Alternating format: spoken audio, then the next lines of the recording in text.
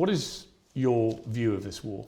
I think when you call it a war, you're doing a disservice to the people who are having their limbs blown off by some of the most advanced technical weaponry on the planet. It is a genocide and it is disgusting. And it doesn't matter which side of the political spectrum you fall on. When you observe a genocide in front of your very eyes, you should be disgusted. Which side is waging genocide? The Israelis are genociding the Palestinians, and you know it as well as everybody else does. I don't know that. Well, then it seems like your bosses are not allowing you to know it. What do you think of what Hamas did on October the 7th? Why are you starting the story in the middle, Piers? I just asked you about the wider war.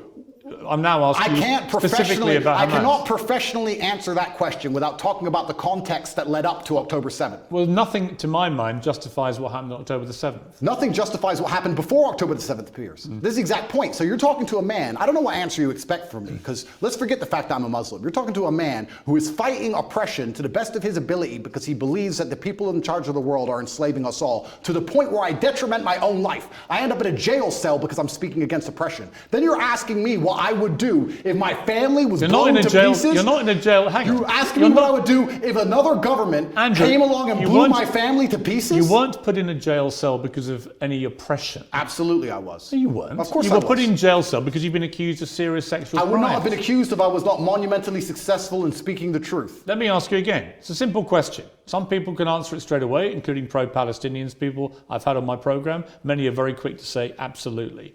Do you believe Hamas are a terror organization? And that's a very interesting question, but I think you're peddling asininities. Well, just answer the question.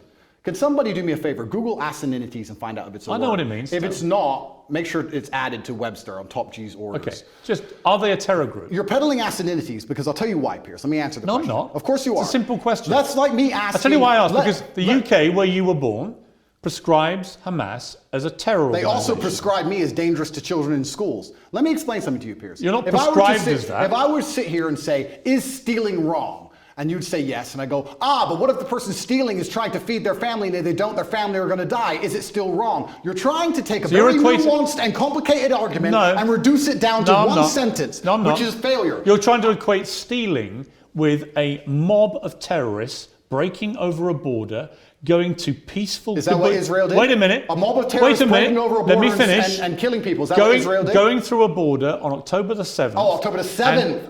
Massacring young people at a festival, massacring families in their homes in a kibbutz, setting fire to them, cutting their heads off, killing babies. Oh, killing 40 babies. That was true. Well, fine. Were the babies vaccinated? Why are you being flippant? I'm not being flippant. The point I am making... I don't find that funny. No, but the point I am making is that the media lies, firstly. Secondly... I can ask you about different things at the same time, right? Sure. So I'm asking you, first of all, specifically, what is your reaction to what happened on October the 7th? Sure. I'll answer the question professionally.